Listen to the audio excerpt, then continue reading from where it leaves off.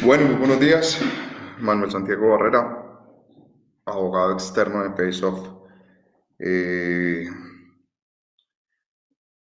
la mañana de hoy nos convoca las diferencias contractuales entre el contrato de licenciamiento y la cesión de derechos patrimoniales y, por supuesto, el muy afamado últimamente contrato de software como servicio.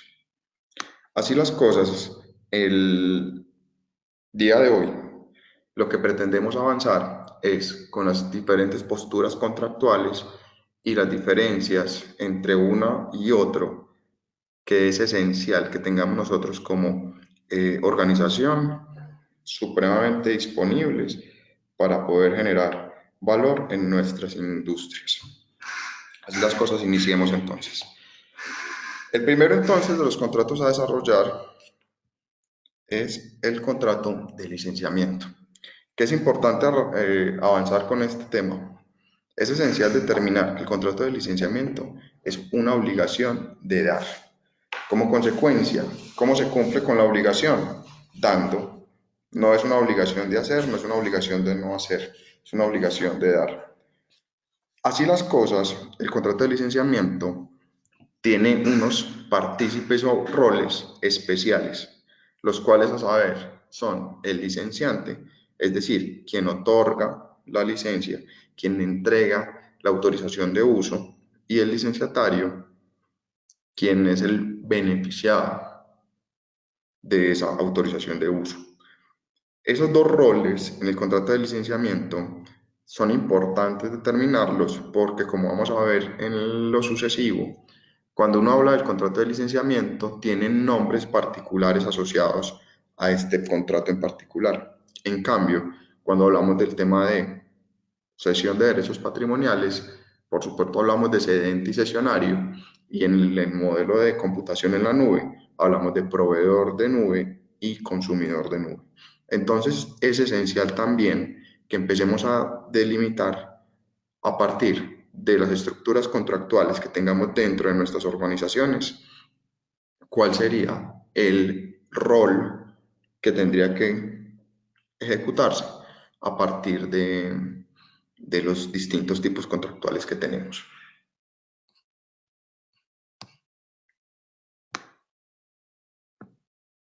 Asimismo, entonces, las partes intervinientes en un contrato de licenciamiento no solamente son los titulares de los derechos patrimoniales, sino también, por supuesto, un cliente o un usuario final.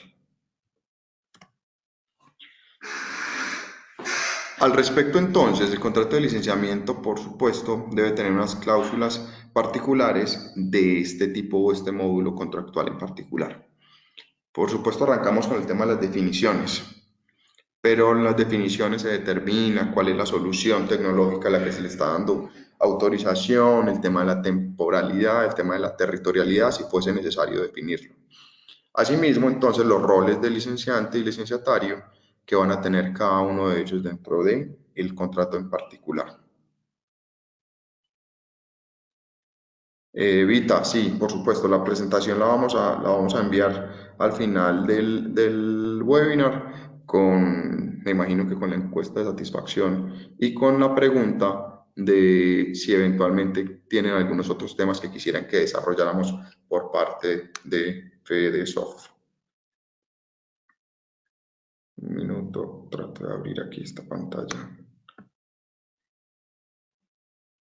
para que se vea más grande. Ok. Continuamos entonces.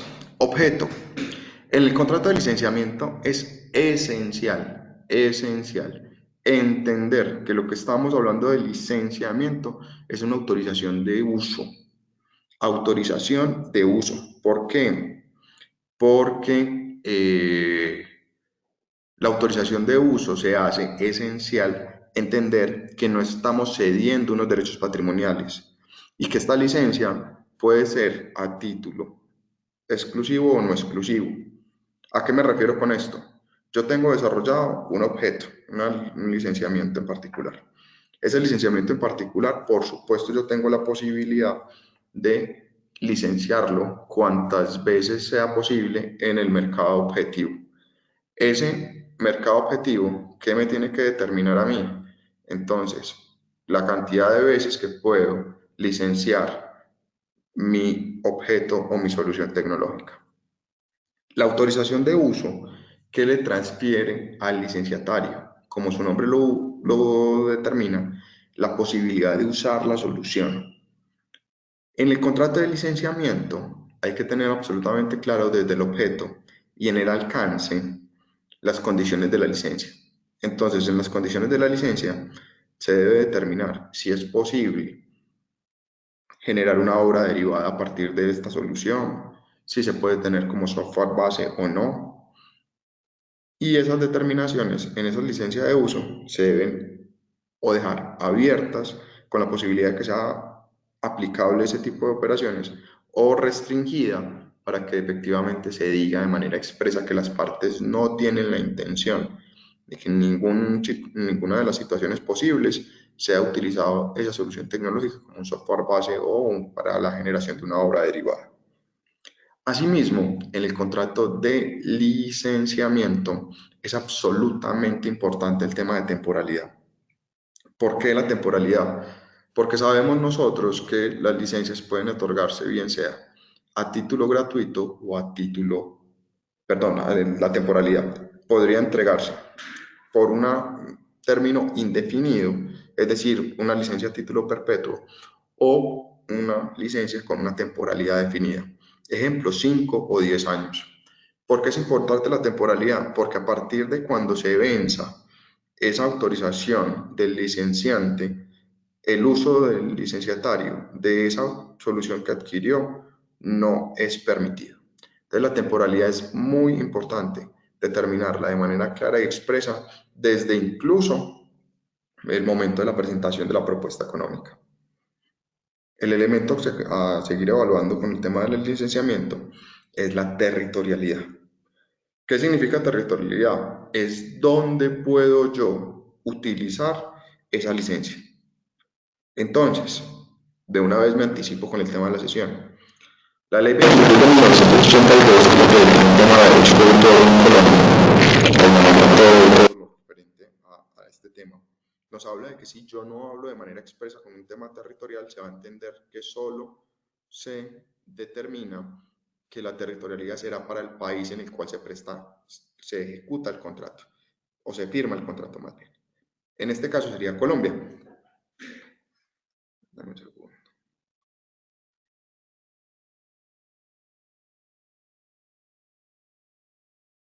Me están preguntando el tema de que si el contrato de licenciamiento y de tener el certificado de licencia deberían estar en un documento separado o pueden ser los mismos.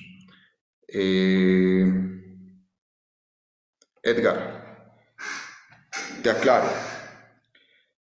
Es posible que estén en documentos separados. Pero si están en documentos separados, yo debo determinar dentro de mi contrato de licenciamiento que se va a hacer entrega del certificado de licencia. Y ese certificado de licencia debería quedar dentro de una de las obligaciones o vamos bien, por parte del licenciante. ¿Cuál es la problemática de que queden en documentos separados? Porque eso es más bien debería como fijarnos en eso. La problemática de que queden en documentos separados es lo referente a que si eventualmente yo no cumplo con mi obligación de hacer, me voy a ver restringido. Me voy a ver restringido. Y eventualmente me pueden determinar un eventual incumplimiento de mis obligaciones. Entonces, la recomendación sería, en ningún caso, si lo dejo en documentos separados, no proceder con la correspondiente entrega. Debería de hacerlo siempre, siempre. Bien. La territorialidad entonces se hace esencial determinarlo y de manera expresa. Entonces, la licencia de uso tiene alcance o participación, no solamente en el territorio colombiano, sino en donde más lo debería de mencionar. Lo debería de mencionar.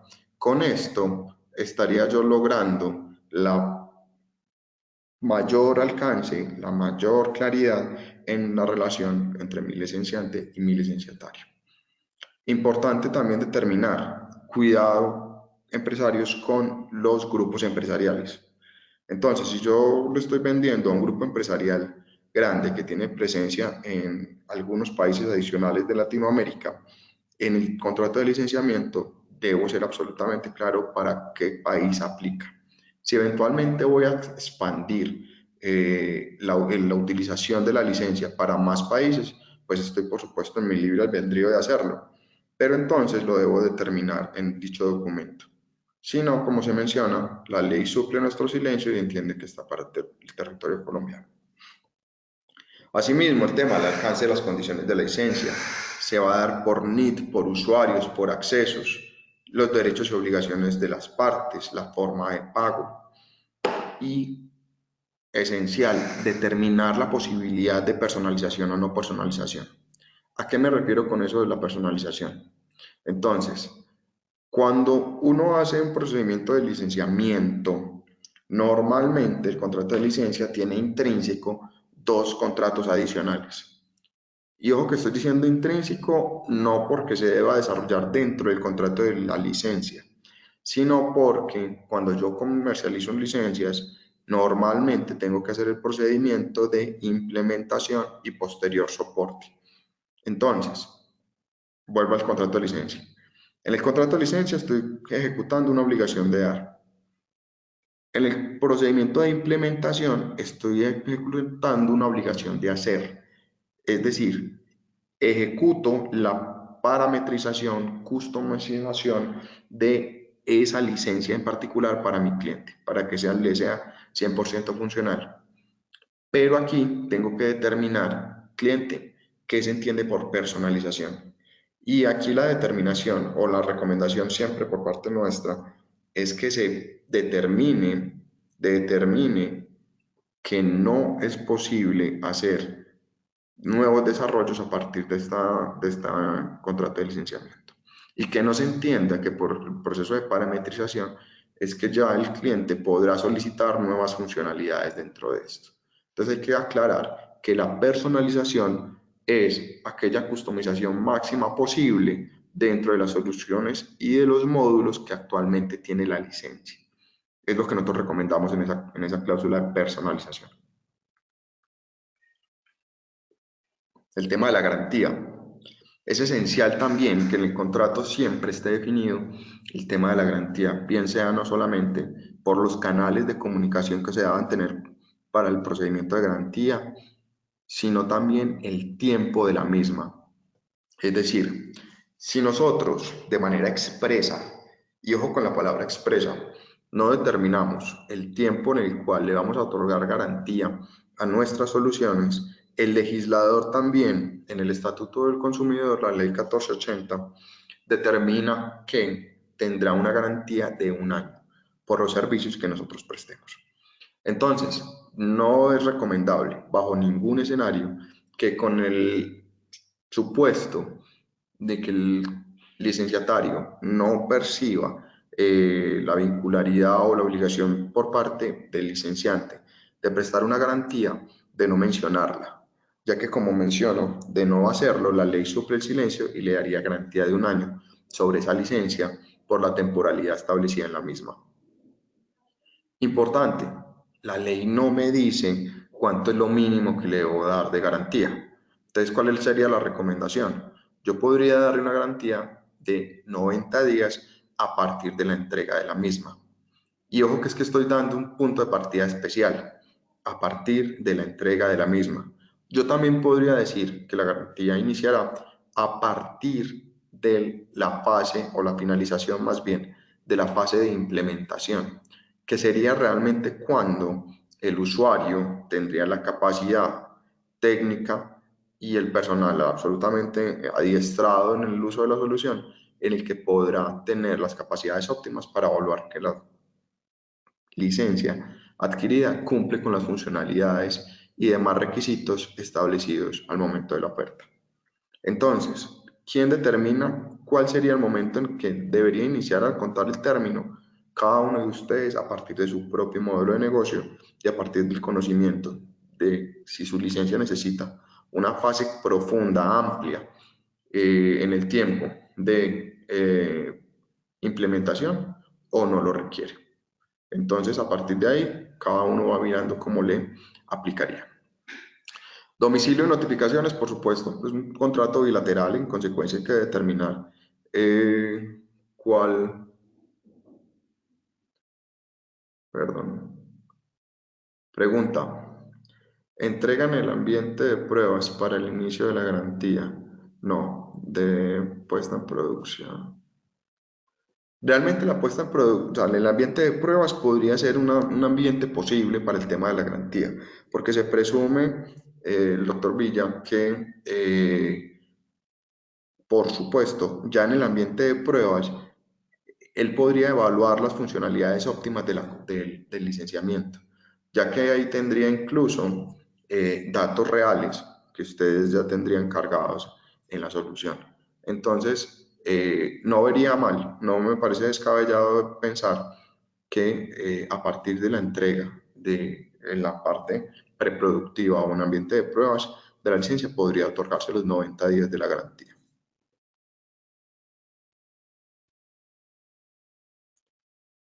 Tomás, no te disculpa, de la parte de la temporalidad, no recuerdo si mencionaste qué pasa si no sé.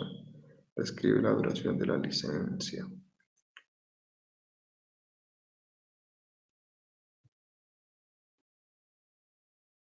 Tomás, con el tema de la temporalidad, en principio los derechos de autor tienen una temporalidad que vamos a revisar de conformidad con la ley. Tengo dos graves problemas. Uno, la ley 23 de 1982, en su momento, en el artículo 23, mencionaba que cuando yo lo hacía un proceso de transferencia de un derecho de autor en la modalidad de patrimoniales, este pacto entre vivos duraba por la vigencia, por la vida del autor, más 25 años, ¿sí? Salvo acuerdo expreso en contrario. Sin embargo, Tomás, esto hay que revisarlo con beneficio de inventario porque la ley 1450 de 2000, que es la ley del plan, de 2011 también, esa ley 1450, en sus artículos 28, 29 y 30, generaron unas modificaciones a la ley 23. Modificación la cual vamos a revisar en la parte de cesión de derechos patrimoniales, pero que también tiene una connotación especial y es que dice que si las partes no dicen nada, se entiende cedido 5 años. Entonces, recomendación, si no hay temporalidad, la licencia se tendrá otorgada por 5 años, pero como menciono, en el artículo 23 de la ley 23 de 1982, sí se habla de tiempo de vida del autor más 25 años. Entonces, dependiendo del caso, si es una persona natural la que está cediendo, si es una persona jurídica la que está entregando la licencia, tendríamos que darle aplicabilidad a una u a otra. Entonces, espero con eso Tomás haber resuelto.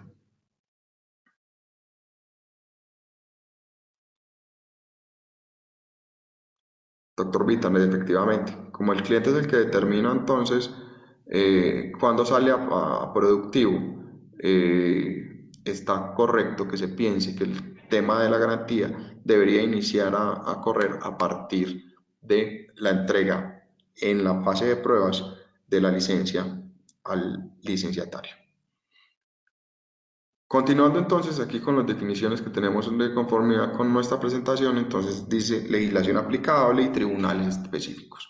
Aquí es un contrato común a los contratos que suscribimos a diario con las organizaciones donde determinamos cuál sería la ley aplicable si estamos en la legislación colombiana y los procedimientos, los tribunales y vamos a tener una solución alternativa de conflictos, un tribunal de arbitramiento, un amigable componedor, o simplemente vamos a determinar que preferimos irnos directamente a la jurisdicción ordinaria. Unas cláusulas específicas respecto al contrato de licenciamiento podrían ser la entrega de la licencia y la instalación. Entonces, como nos preguntaban al inicio del webinar, la entrega de la licencia debería estar documento separado o con el mismo documento. Depende, pero ese depende aquí toma más sentido. Si yo lo voy a entregar en documento separado, el tema de certificado de licencia debe obtener la constancia efectiva de recepción. Si no tengo la constancia efectiva de recepción, voy a eventualmente determinar que tengo un eventual incumplimiento. Pero también es importante mencionar qué debe contener ese contrato o ese certificado de licencia. Debería contener la extinción y las limitaciones del uso de la licencia, el tema de la utilización del paquete informático. ¿A qué me refiero con paquete informático? Es el equivalente a lo que habla el Estatuto del Consumidor a los requerimientos mínimos técnicos. Es decir, esta licencia corre en ambiente Windows tal versión. Esta licencia debe tener previamente instalado un SAP tal versión. Entonces, esas determinaciones deben estar no solamente en el certificado de licencia, sino desde la propuesta económica y en el contrato de licenciamiento como un requisito mínimo técnico a tener en cuenta. Lo propio también, los procedimientos de instalación, si los puede hacer directamente el adquirente de la licencia o necesita algún tipo de apoyo por parte del licenciatario. La propiedad intelectual, por supuesto, se deja determinada de que pertenece en todo momento a el licenciante y que no es propio del contrato de licencia que se esté cediendo la titularidad de los derechos patrimoniales a un licenciatario. Ese sería el supuesto del contrato de cesión de derechos patrimoniales. Fuga de cerebros. En el contrato de licenciamiento, aquí, por eso dejamos la rayita, la definimos importante tenerla. Sin embargo, el contrato de fuga de cerebros, nuestra recomendación sería, o más bien la cláusula de fuga de cerebros, la recomendación siempre es que esté establecida cuando parte de nuestro equipo técnico tenga interacción con nuestro cliente. Es decir, lo que se pretende aquí cuidar es el talento humano, que en el proceso de implementación, en el proceso de soporte, no haya un enamoramiento, y válgase la palabra, de nuestro licenciatario con alguno de nuestros prestadores de servicios y le hagan ofertas de trabajo. Y aquí tengo que poner un asterisco. No estoy diciendo que hacer la oferta de trabajo eventualmente sea ilegal, porque es que nosotros a nuestros colaboradores no les podemos restringir el derecho al trabajo. Lo que sí podemos hacer es poner una cláusula de fuga de cerebros en la cual se estipula una especie de cláusula penal por un actual desleal entre las dos empresas, licenciante y licenciatario. Hablo de empresas para que me quepa persona natural o jurídica. Entonces, si las dos empresas están ejerciendo un acto de competencia desleal o un acto determinado en la ley como una eventual insinuación a la terminación del contrato, un tema de desequilibrio empresarial inclusive, se define como un acto que tendría una estimación anticipada establecida en la cláusula de fuga de cerebros. Entonces, se van a llevar un elemento de la compañía licenciante. Perfecto. Previamente se estipula en el contrato, en la cláusula de fuga de cerebros, el valor que tendría esa eventual salida de este elemento de colaboración. Efectos de la cancelación de la licencia, porque la licencia también podría llegar a establecerse que pueda llegar a ser revocada. Si es revocada la licencia, entonces, ¿cuál sería su consecuencia directa? Y la consecuencia directa no podría ser una distinta a la posibilidad de, en mi calidad de licenciante, sacar o restringir la licencia, desmontarla incluso de los servidores de quien sea titular de la licencia, pero que haya incurrido en alguna de las causales especiales de terminación. Julián nos pregunta, ¿esta parte de fuga de cerebros puede aplicar en otros servicios? Por supuesto, Julián. La cláusula de fuga de cerebros, tengo que tener absolutamente claro, es una cláusula que se debe negociar de manera bilateral. Hay algunas organizaciones que efectivamente abusan de su posición dominante y no permiten establecerlas en los contratos. Sin embargo, esto no es nada distinto a la materialización por escrito de las restricciones de la competencia desleal. Entonces también tengo que hacer, Julián, aquí una mención. Quiere decir entonces que si no está establecida una cláusula de fuga de cerebros, podría yo ir ante la superintendencia y decir que es que mi contratante está ejerciendo actos de competencia desleal. Podrías. Lo que pasa es que, como mencioné, la palabra clave es abusan de su posición dominante. Y entonces, cuando yo tengo un contrato con una gran compañía, quisiera mantener, quisiera mantener la relación lo más saludable posible para que se mantenga la relación a largo plazo. Entonces, por eso es más transparente hablar siempre de la estipulación de una cláusula de fugas de cerebro previo a cualquier tipo de acción que pueda o yo pretenda siquiera establecer en contra de mi contratante. Con esto entonces se cierra el clausulado que en nuestro sentir es esencial que se tenga en el contrato de licenciamiento. Pasamos entonces a la fase 2. Después de que yo adquiero la licencia, debo por supuesto proceder a implementarla. ¿Y qué es implementarla? Es una obligación de hacer, en la cual el licenciante, es decir, quien otorga la licencia, le proporciona servicios, obligación de hacer, al licenciatario para que proceda a poner en productivo la correspondiente licencia. Así las cosas, entonces el contrato como mínimo tiene los siguientes elementos a saber. Definiciones, si se hace necesario. Objeto.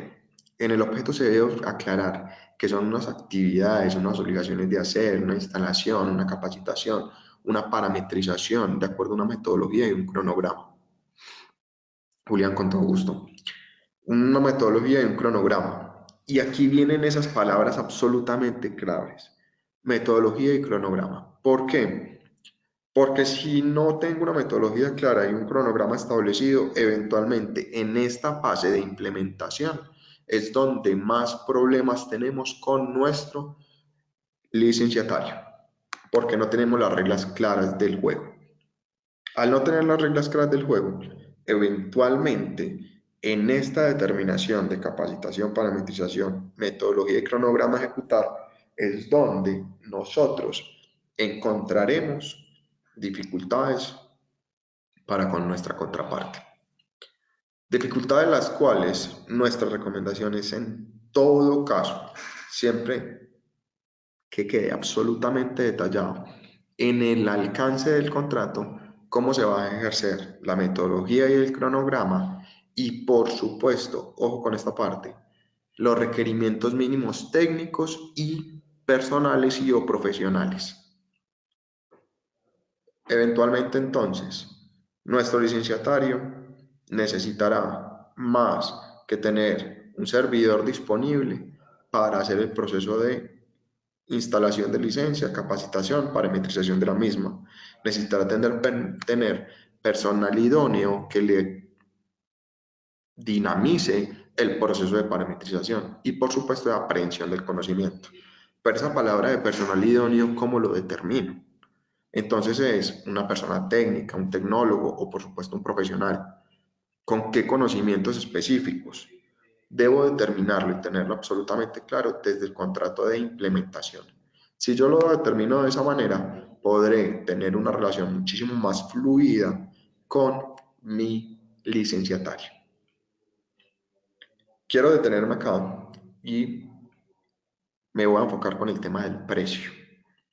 Me lo voy a saltar y ahora regreso al tema de la territorialidad y demás. En el tema del precio, es importante determinar que la fase de implementación está ligada a la obligación de hacer. ¿Y qué es lo que tengo que hacer? Capacitar, parametrizar, cronograma, ejecución. ¿Sí? Pero no podemos perder de vista, no podemos perder de vista que ya entregamos o ya suscribimos el contrato de licenciamiento. En el contrato de licenciamiento, ¿cómo se cumple la obligación? Dando. Si yo ya entrego la licencia y está disponible para la instalación, con eso ya se entiende terminado el contrato de licenciamiento. Ya voy a una fase 2, que es el correspondiente contrato de implementación.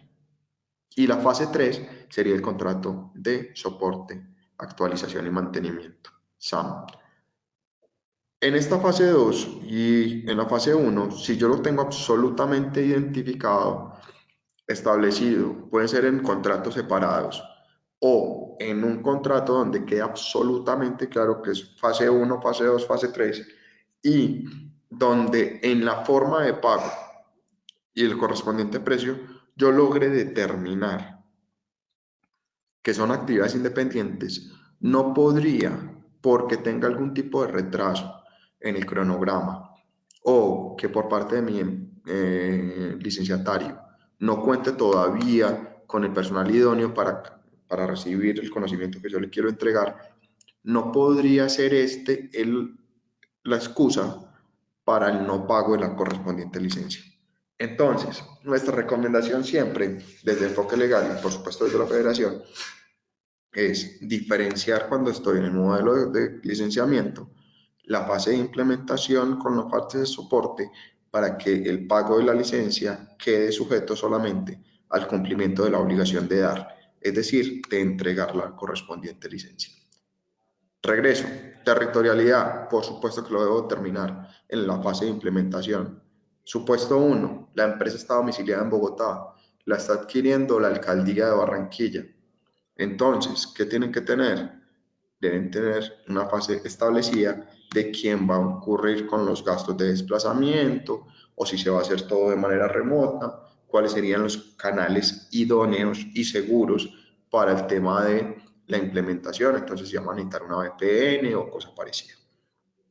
Importante entonces determinar desde el contrato de implementación la territorialidad, el lugar de la implantación, si eventualmente va a haber traslado, quién incurre con los gastos de traslado. Parametrización y nuevos desarrollos siempre es una cláusula que recomendamos se ponga, como lo mencionábamos en el contrato de licenciamiento, y aquí se vuelva y se ratifique que no es lo mismo hablar de que yo puedo diseñar mis informes a que yo quiero un informe especial, porque yo puedo diseñar mis informes a partir de las tablas o las matrices que tengo previamente establecidas. Pero si yo necesito una matriz especial, ese sería un nuevo desarrollo. Y eso debe quedar absolutamente claro para que no se vaya a generar fricción entre el licenciante y el licenciatario. Asimismo, igual podría establecer que si necesitan más horas de capacitación en el futuro, se prestaría bajo la modalidad de consultoría con un precio determinado de manera distinta. Pregunta de don Edgar.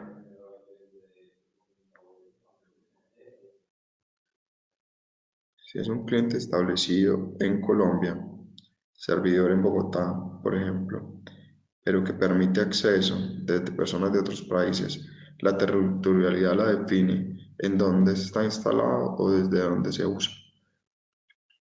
Edgar, la territorialidad se define, ojo, es en la licencia. Entonces la licencia es la que dice, solo podrá ser utilizada en el territorio colombiano.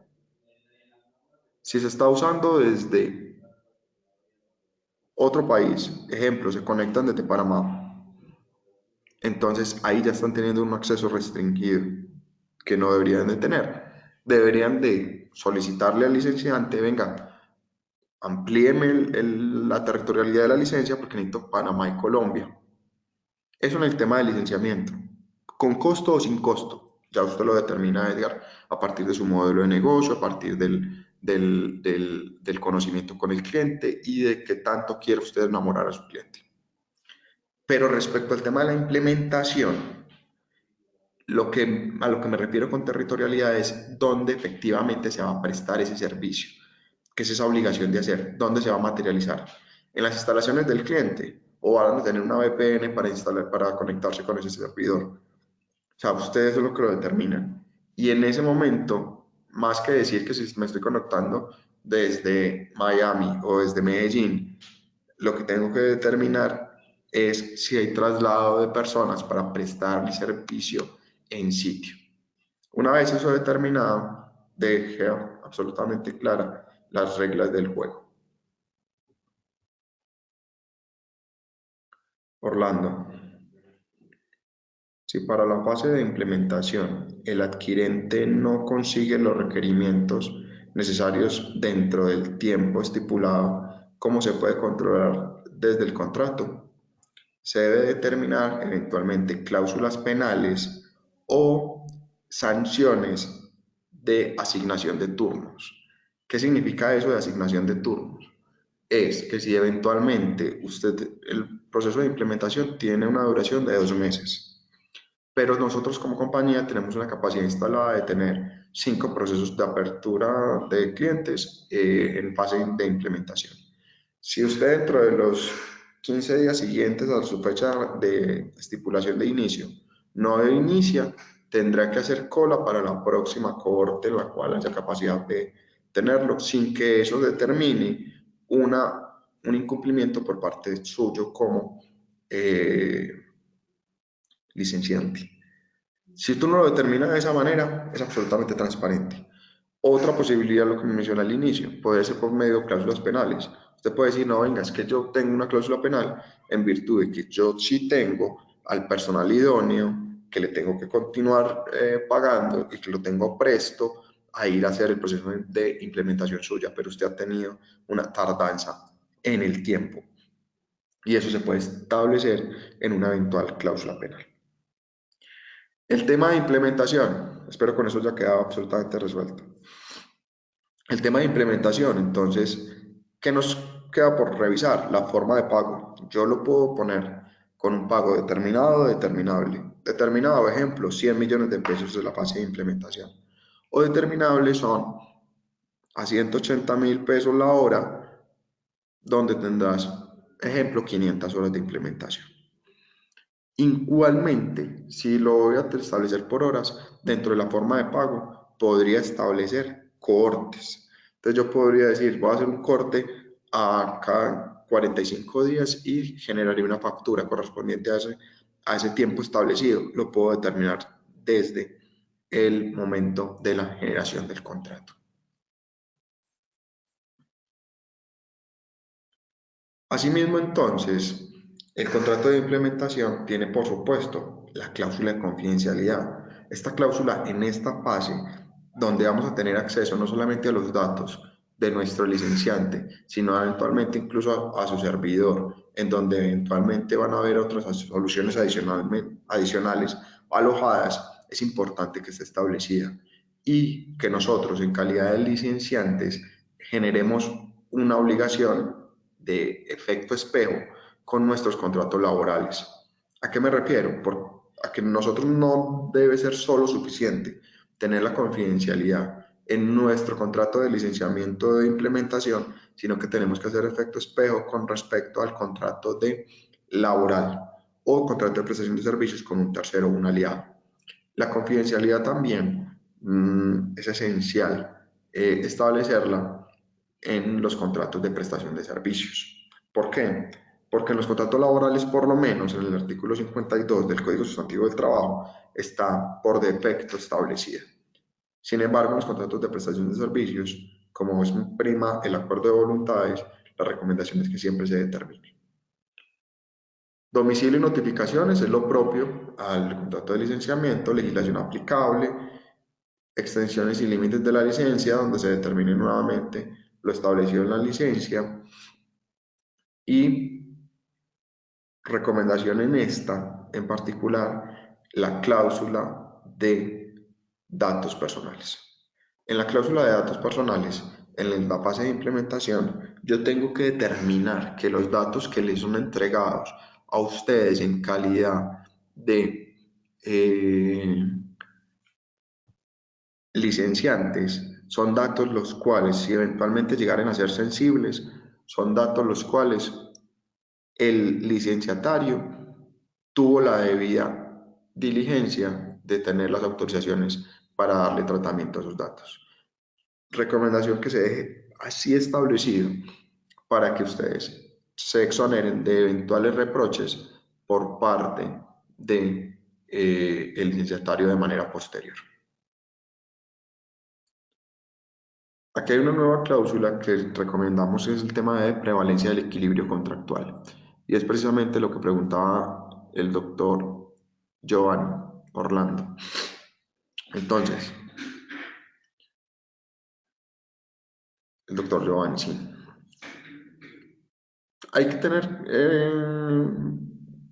especial atención con el tema de que si mi contratante o licenciatario no cumple con los requerimientos mínimos técnicos o del personal técnico disponible, si hay una carga adicional en mi condición de licenciatario, de licenciante, que esa carga adicional sea cubierta por el licenciatario.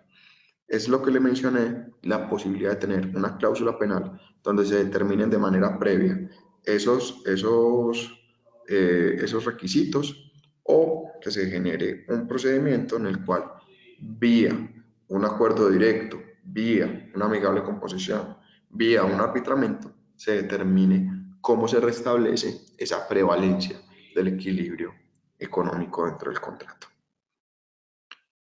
Por último, dentro de la fase del contrato de licenciamiento, tenemos lo correspondiente al contrato de mantenimiento, actualización y soporte. En el contrato de mantenimiento, actualización y soporte es una obligación también de hacer. Y en este, distinto a los otros, que tenemos que tener en especial atención en el alcance del contrato. Debemos que determinar absolutamente claro cuáles son los horarios y las fechas de atención. ¿A qué me refiero con horarios y fechas? Hombre, tan sencillo como decir, de lunes a viernes de 6 de la mañana a 6 de la tarde. Ahí estoy siendo absolutamente claro. La respuesta es no. ¿Por qué? Porque si en uno de esos días, de entre el lunes y el viernes, hay un día feriado, entonces yo, si lo dejo como lo acabo de mencionar, tendría que, Alejandra, sí, ahora pues me imagino, el webinar queda registrado, después queda disponible para que te puedas comunicar con Freddy, que es la persona encargada dentro del PSOC del área de comunicaciones, para que te dé el enlace para que puedas tener la parte inicial. Y si no, también te vamos a enviar la presentación y con todo gusto cualquier eh, inquietud adicional la podemos resolver. Regresando entonces, en el alcance del contrato, en el contrato de mantenimiento, actualización y soporte, a mí me gusta más soporte, actualización y mantenimiento para poder hacer la sigla del SAM, determinar los horarios. Entonces, en mi ejemplo, dije de lunes a viernes de 6 a 6. Entonces, si el lunes es festivo o el miércoles es festivo, tendré la obligación de prestar el servicio.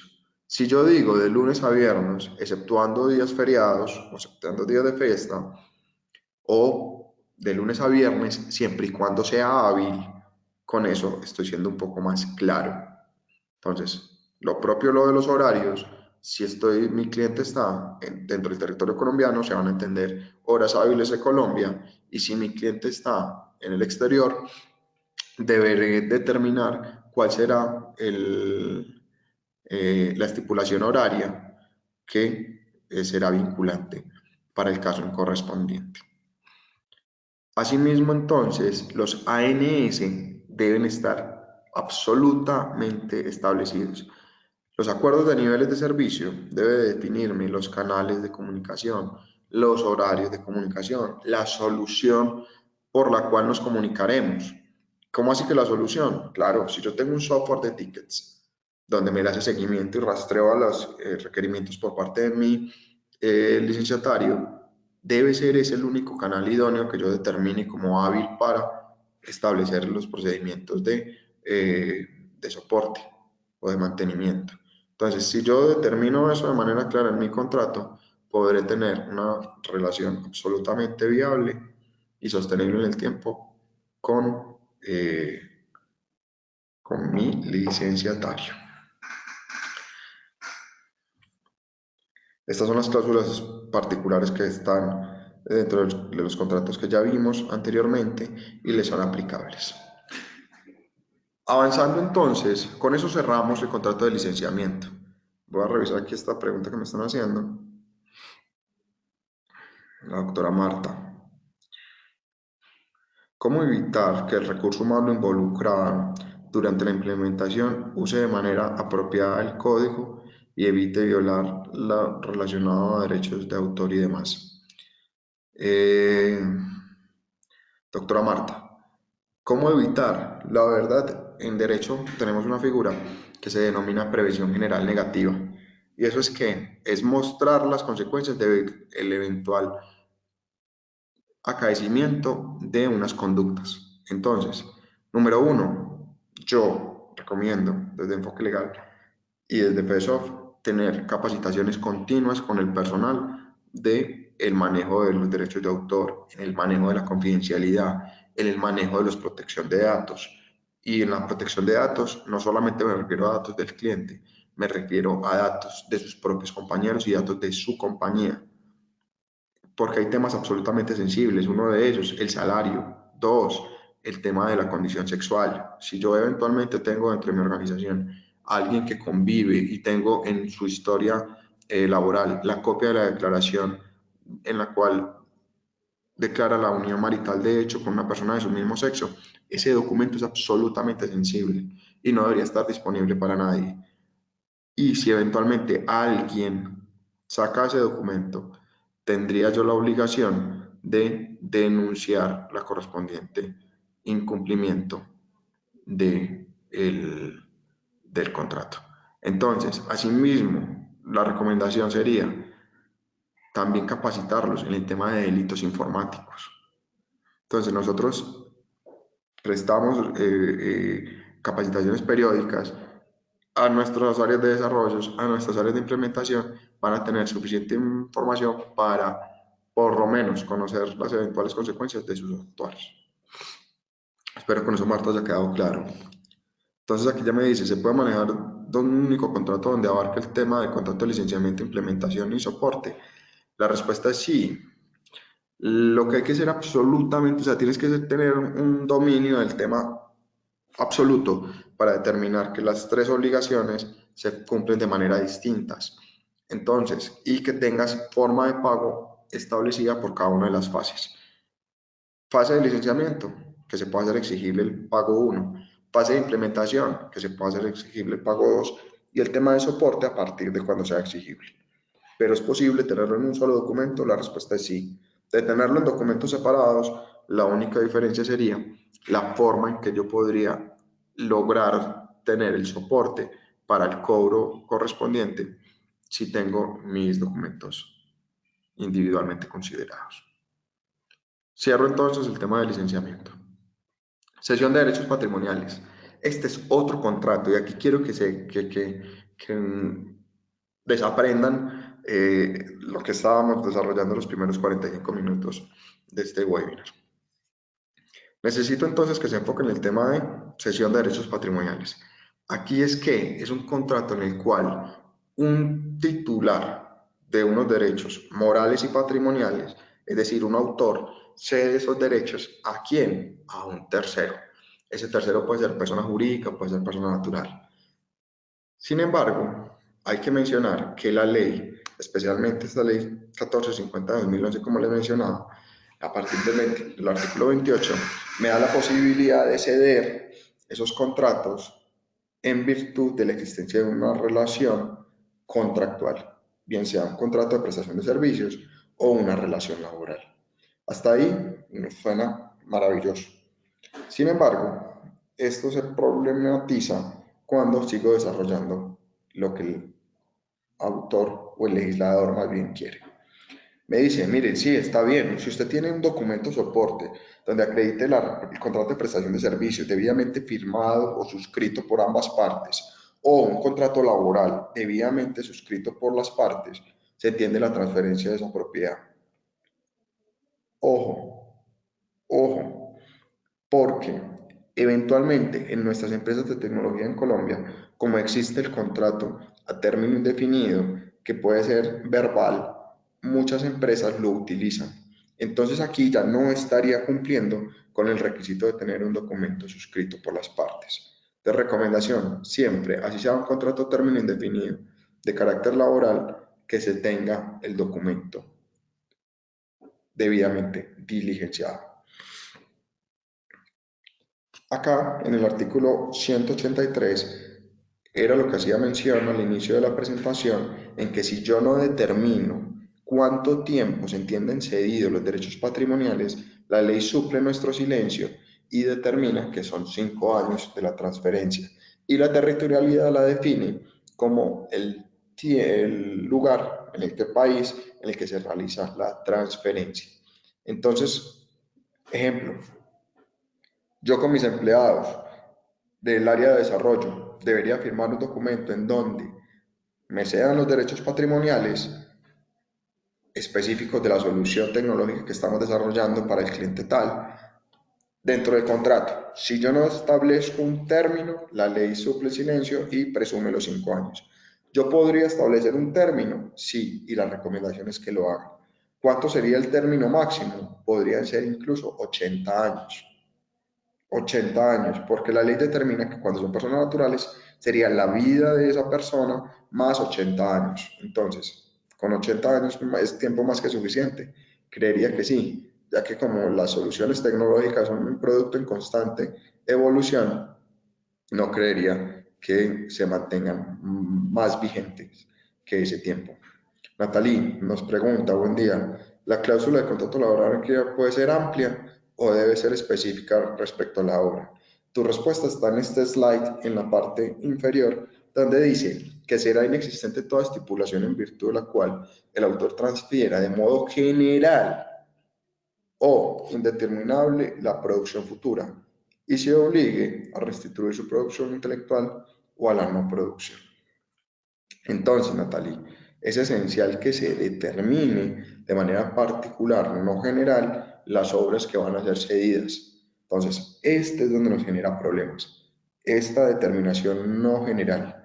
¿Por qué? Porque entonces si yo voy a tener un área de desarrollo que va a generar unas obras bajo determinado lenguaje de programación y demás, me exige que yo le preste mayor atención a la cláusula de cesión de derechos patrimoniales de las obras que se ejecuten en virtud de la relación laboral.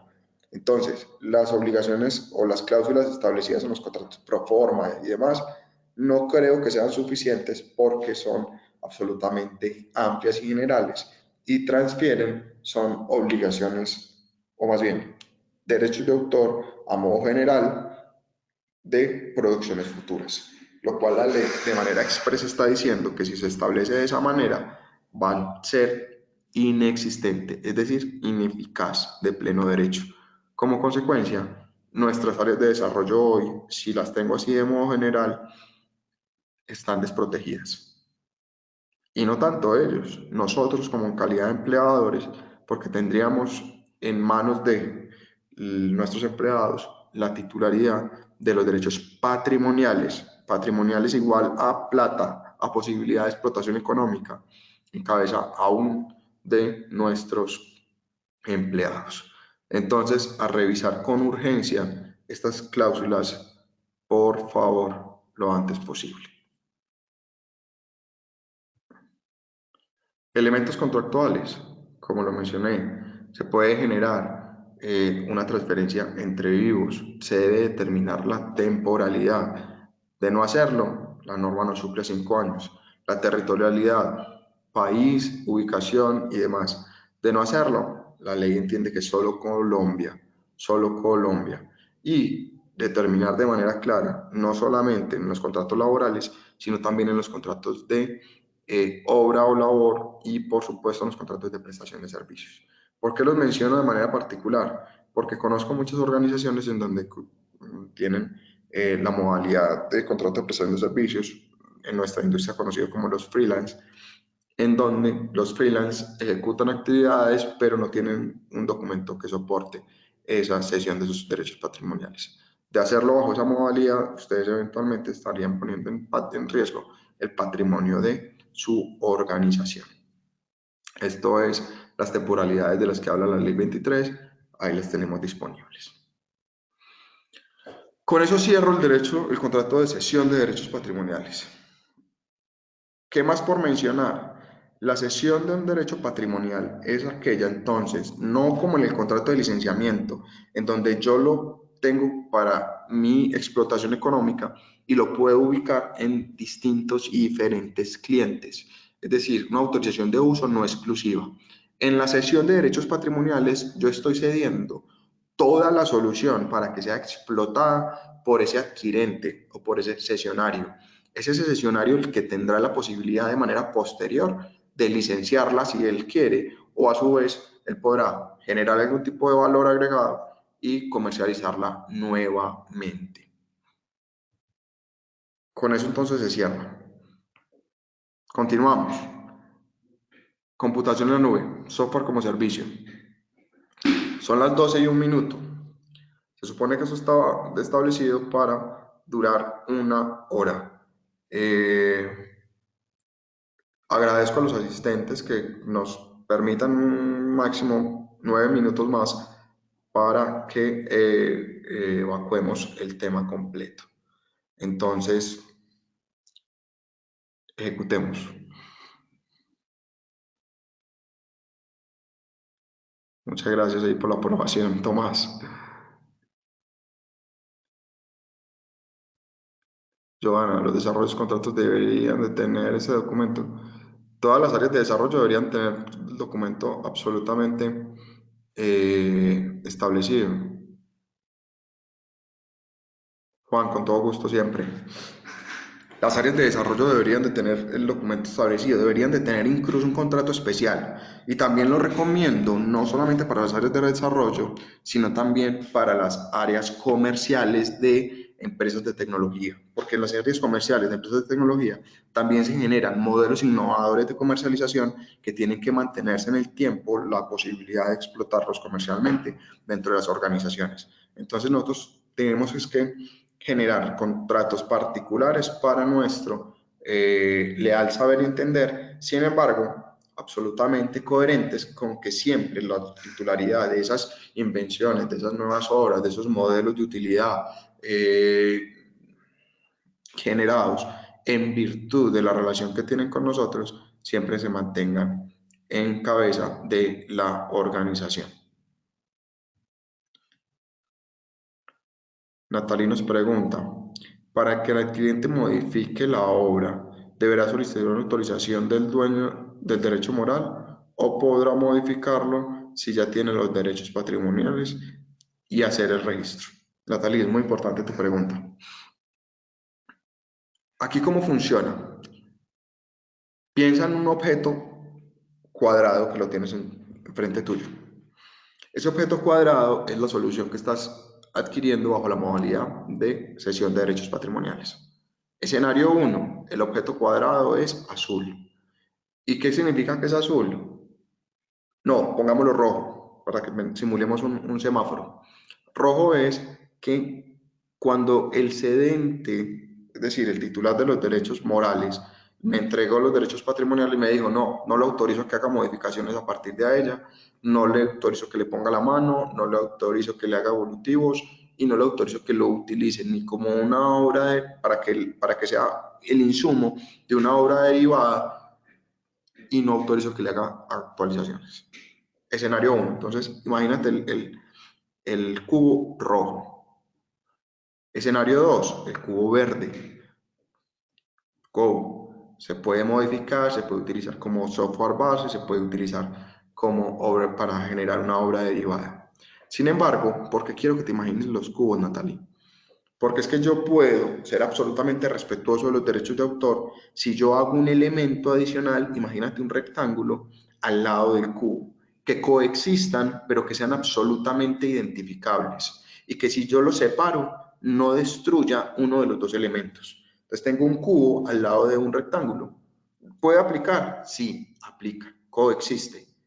Entonces, esos son las famosas, en los términos de ustedes los ingenieros, las interfaces, las conexiones que yo hago entre una solución y otra que se comunican solamente con el objetivo de entregar información de manera recíproca, pero que no se generan procesos dentro de una respecto de la otra.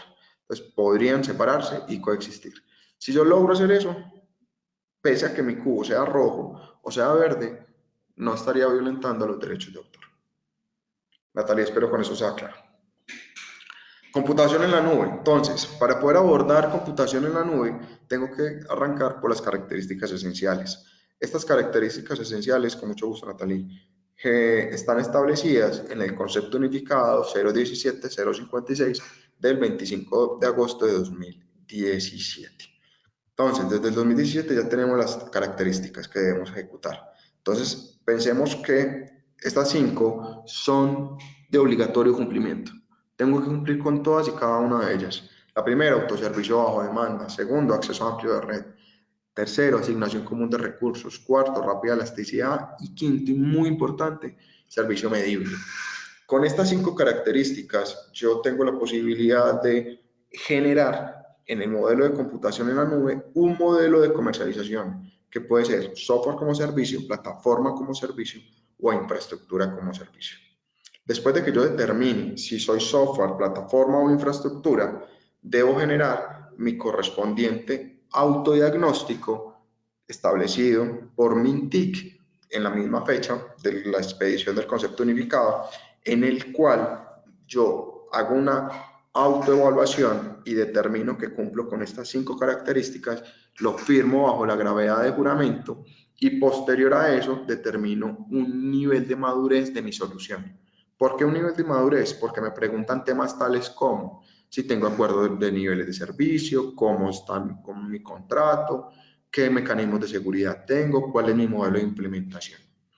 Teniendo eso establecido y teniendo el autodiagnóstico, solo a partir de ese momento es que yo tengo la posibilidad de facturar en la modalidad de computación en la nube con uno de sus posibles modelos, excluido de IVA de conformidad con el artículo 476, numeral 21 del actual estatuto tributario. Me disculpo por lo apretado de este último slide, pero es esencial determinar. Contratos SAS. Así los invitamos a ustedes para que vinieran. Sin embargo, ¿por qué debe denominarse o por qué lo quisimos poner mal en el título? Para que se asociara rápidamente al interés de ustedes, pero de una vez es esencial que empecemos a hablar absolutamente técnico en este punto. ¿Y cómo debería ser el nombre del contrato mal llamado SaaS? Debería ser contrato de computación en la nube en la modalidad de SaaS. En ese caso, podría cambiar el apellido o la parte final diciendo contrato de computación en la nube en la modalidad de plataforma como servicio o de infraestructura como servicio. Un momento que Alejandra tiene una pregunta. Entonces nos pregunta, ¿qué pasa si soy un poco de software, plataforma e infraestructura? ¿Soy SaaS? ¿O debo escindir las figuras de computación en la nube? Alejandra,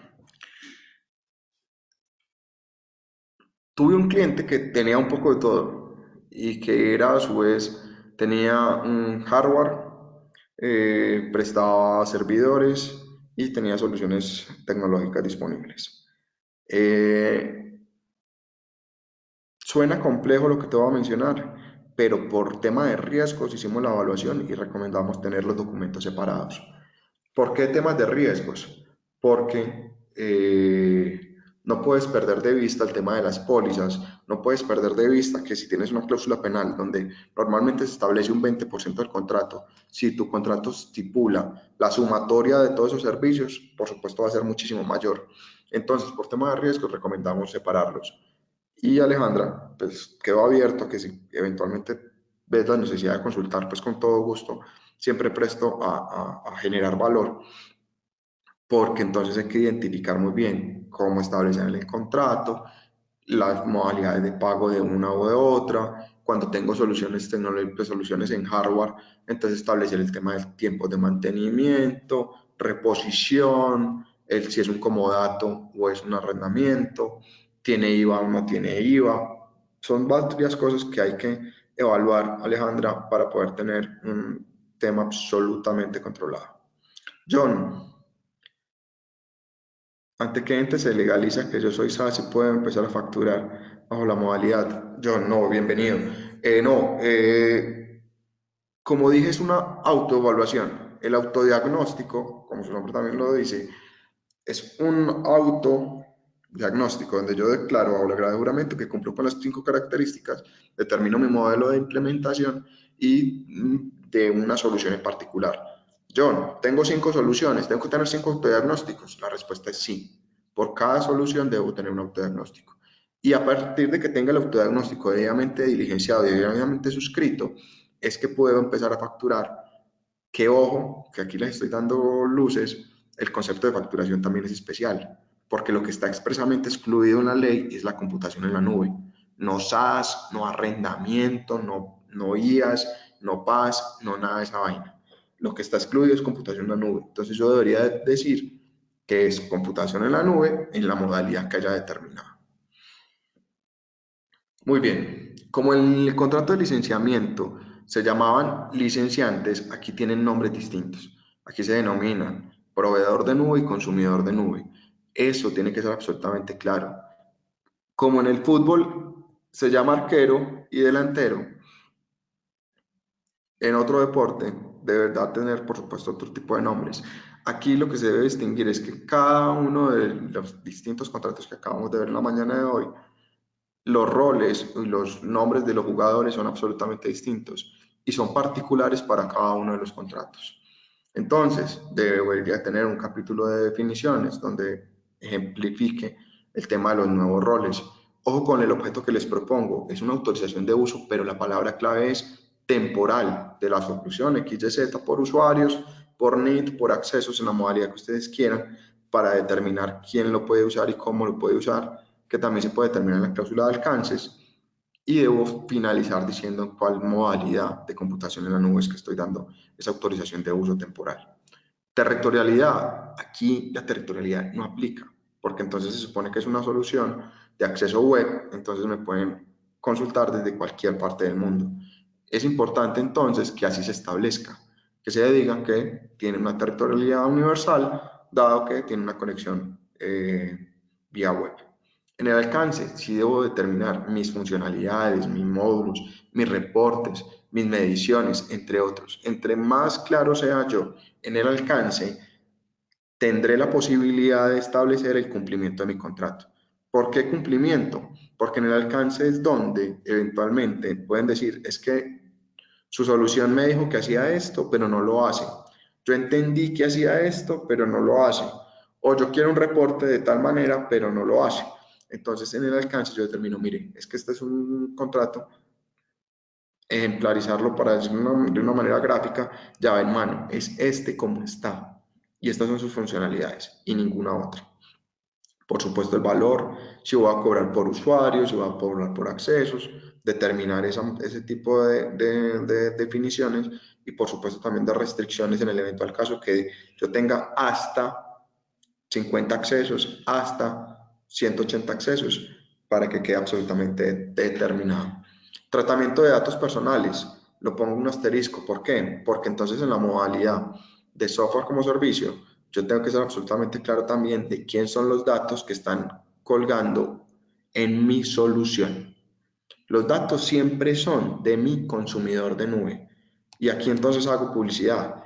Siempre, al ser ellos los titulares de esos datos, los podrán sacar de su solución. De ustedes restringir esa posibilidad que tiene ese consumidor de nube, ustedes se verían abocados a una eventual reproche por parte de la Superintendencia de Industria y Comercio. Y no solamente abocados a un eventual reproche por parte de ellos, sino hasta eventuales sanciones que pueden llegar a costar 1.380 millones de pesos.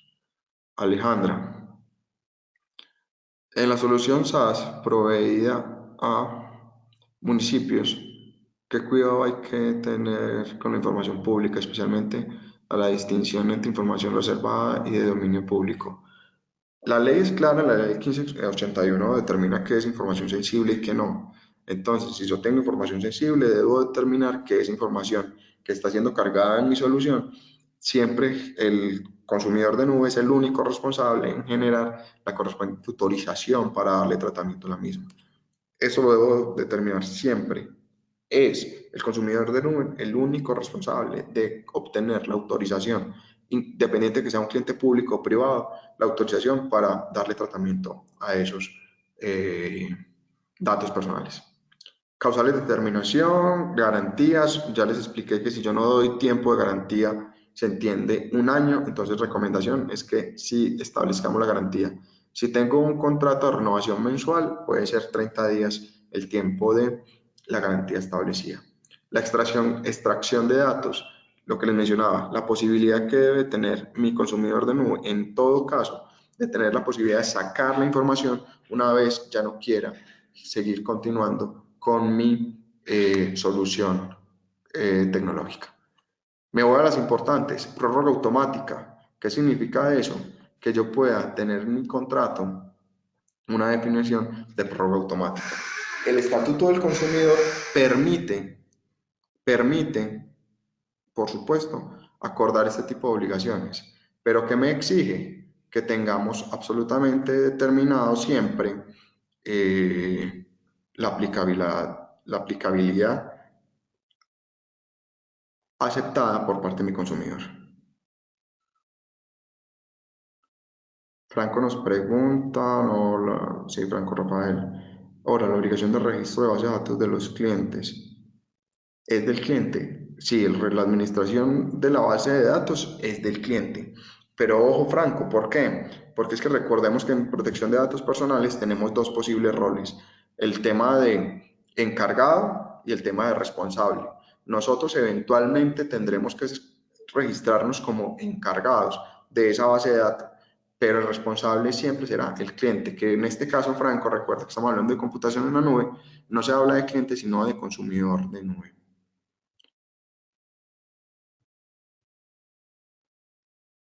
Por supuesto que el proveedor de nube puede limitar sus responsabilidades siempre que no haya dolo. Entonces, ¿a qué me refiero? Yo puedo decir que mi responsabilidad va solamente hasta el valor del contrato. Claro que sí, lo puedo determinar, pero de hacerlo de esa manera, tengo que tener claro que la ley permite que yo limite mi responsabilidad si, solo si no hubo dolo o negligencia grave en la eventual configuración de responsabilidad.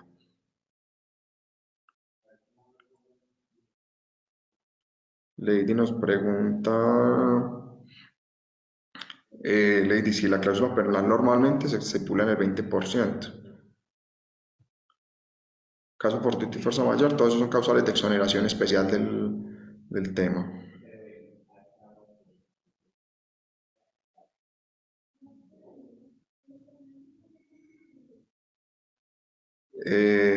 Doctor Caicedo, podríamos hablar eh, de precios del servicio. Eso es absolutamente en fuero interno del prestador. Ustedes son los que deben determinar. Incluso, aquí sí podría yo hablar algo del precio.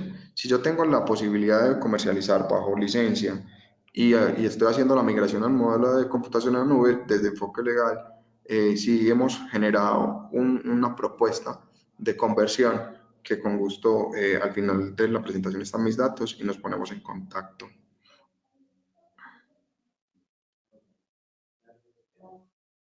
Harold, lo que acabo de mencionar también le sirve a Harold, que es la migración del licenciamiento a, a software como servicio. Joana, el documento debe ir firmado por el cliente. La respuesta es, debe ir aceptado por el cliente. Entonces, el Estatuto del Consumidor a mí me permite que yo tenga aceptaciones expresas o tácitas. ¿Sí? Entonces, dependiendo de la forma en cómo tú estás prestando la solución, debo tener una aceptación expresa. Y en expresa caben no solamente la utilización inequívoca de la solución, sino también, por supuesto, la firma. Entonces, a tu pregunta, ¿siempre tienen que ir firmados? La respuesta sería no.